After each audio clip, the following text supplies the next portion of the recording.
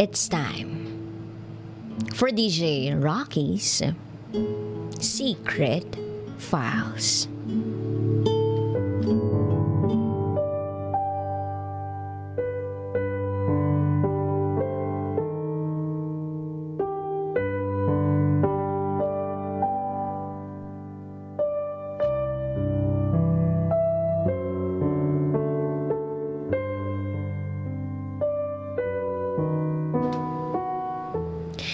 Nabuntes ng boyfriend ko ang original girlfriend niya. Kabit pala ako.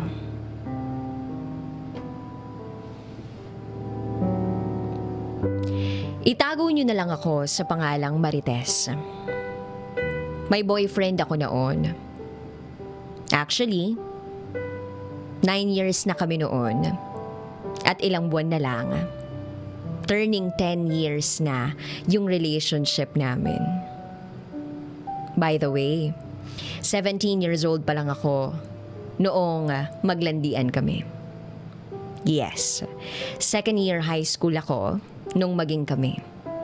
Matanda lang siya sa akin ng 5 years. Pero hindi naman halata.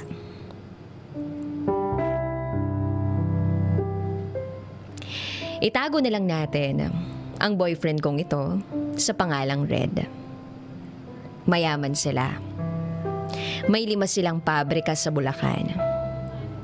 Pero hindi mo makikita sa kanya na maluho siya. As in, simple lang siya. Kaya nga nagustuhan ko siya. Nagkakilala kami ni Red sa church kung saan member ako at siya naman ang leader ng isang choir group doon.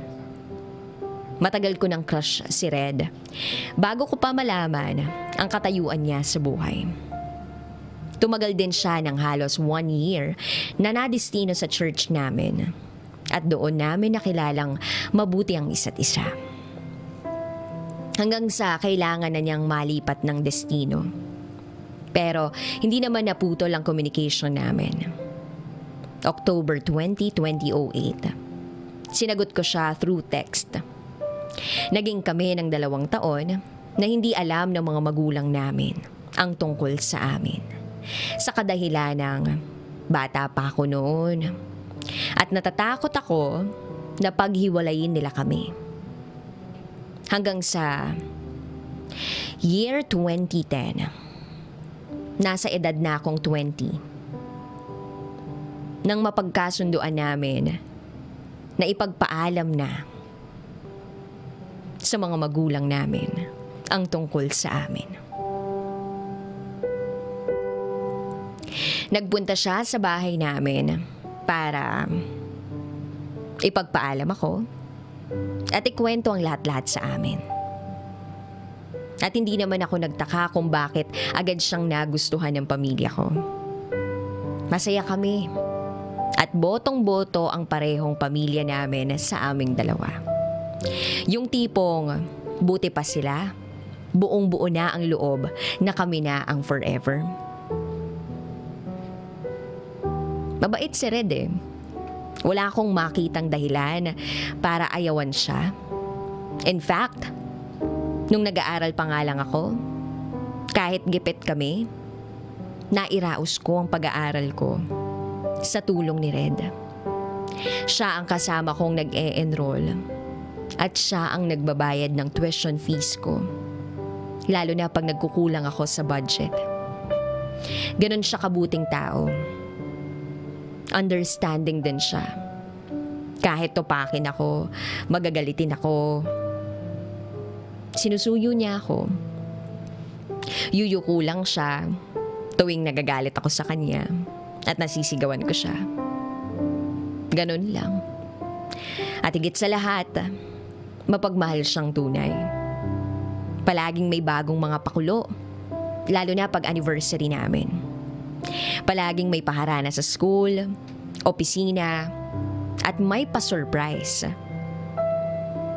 kapag may special na okasyon. Wala na yata akong makikitang kagaya niya. Hanggang sa biglang nagbago ang lahat. April 2018. Nag-umpisa akong magtrabaho sa isang engineering company sa Makati City. HR staff ako doon. At tumagal din ako ng 6 na taon. Marami akong nakasalamuha. Mga engineer. Isa na doon si JM. Hindi ko alam pero ganun yata talaga daw. Kapag palagi mong nakikita, mas na-appreciate mo ang isang tao. I admit, nahulog ang loob ko kay JM. Kasi palagi niya akong inaasikaso. Dinadalhan ng hapunan kapag overtime ako. As in, parang naging kami without a label. Namamasyal kami sa kung saan-saan. At ang paalam ko sa boyfriend ko ay departmental meeting, training, or seminar. Palagi yung nauulit ng hindi alam ng boyfriend kong si Red na lumalabas kami. Nakikipag-date din ako kay JM. Tumagal din yon ng halos 1 taon. Nag-usap pa kami noon at sabi niya sa akin na iuuwi niya na lang ako sa probinsya nila. At doon na ako magstay for good.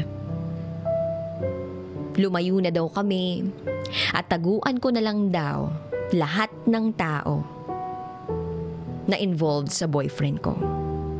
Kasama na doon ang boyfriend kong si Red. Bumuo na lang daw kami ng masayang pamilya kasama ang isa't isa. Pero naiisip ko, paano na ang boyfriend ko? Hindi ko rin siya kayang iwanan at saktan. Isang gabi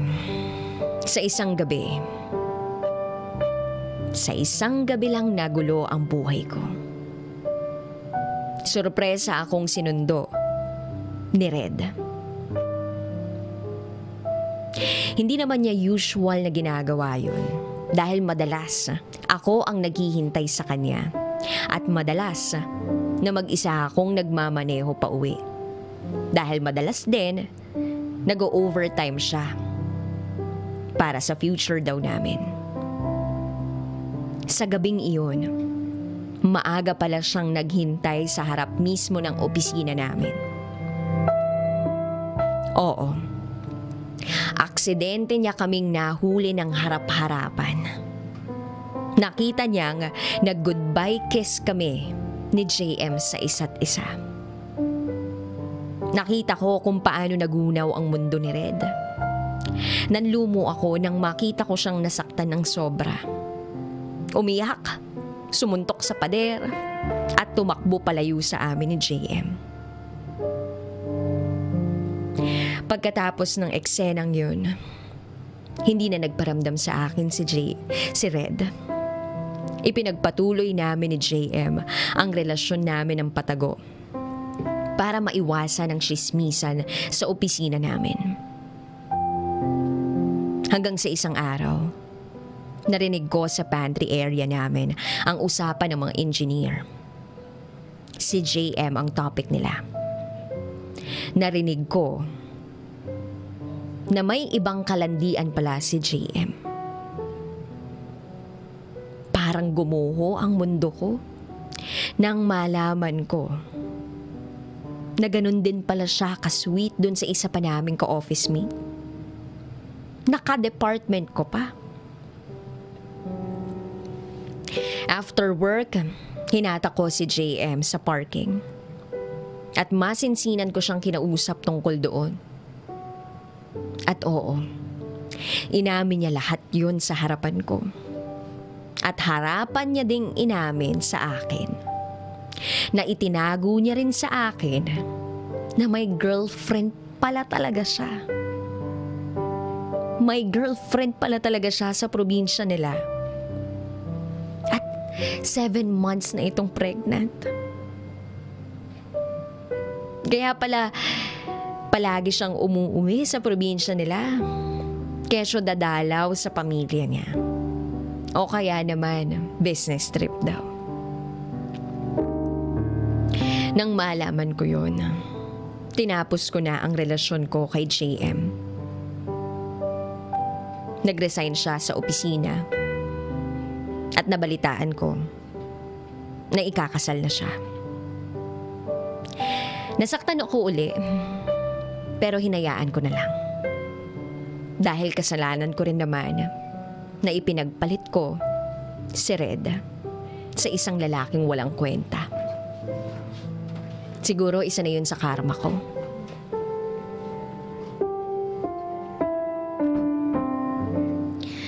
Hanggang sa year 2018, sa hindi inaasahang pangyayari, nagtagpo uli ang landas namin ni Red sa isang gathering. Nagkausap kami at naikwento ko sa kanya ang mga nangyari sa amin ni JM. Imbes na sumbatan o uwayin niya ako,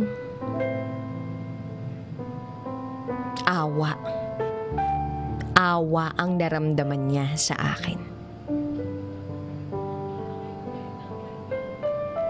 Umiyak siya sa akin. At ang sabi niya sa akin,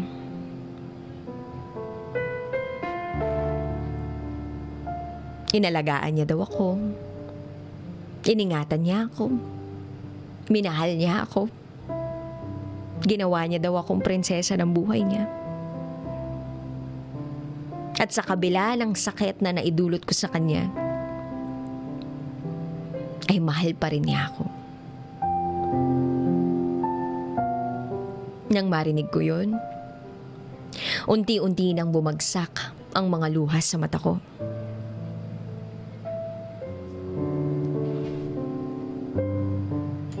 May ganito pa palang klaseng tao. Kaya naman ipinagpatuloy namin ni Red ang naudlot naming pagmamahal. Pinag-resign niya ako sa trabaho ko at ipinasok bilang HR manager sa opisina nila. Naibalik namin ang lahat ng pagmamahal na nawala. Napatawad namin ang isa't isa. Kinalimutan lahat ng bangungot at lahat ng sakit na naranasan namin. At ngayon, ito ay ang aming 10th anniversary. At ito rin ang aming wedding day. Mag-asawa na kami. May masayang pamilya. May malusog na 1 taong gulang na baby boy. At ang masasabi ko lang sa lahat ng mga nakikinig ng Secret File, huwag nating sayangin yung taong kayang isakripisyo ang lahat-lahat para lang maging masaya ka. At kayang ibigay ang lahat-lahat sa ngalan ng pagmamahal. Muli, ako si Marites. At ito ang aking Secret File.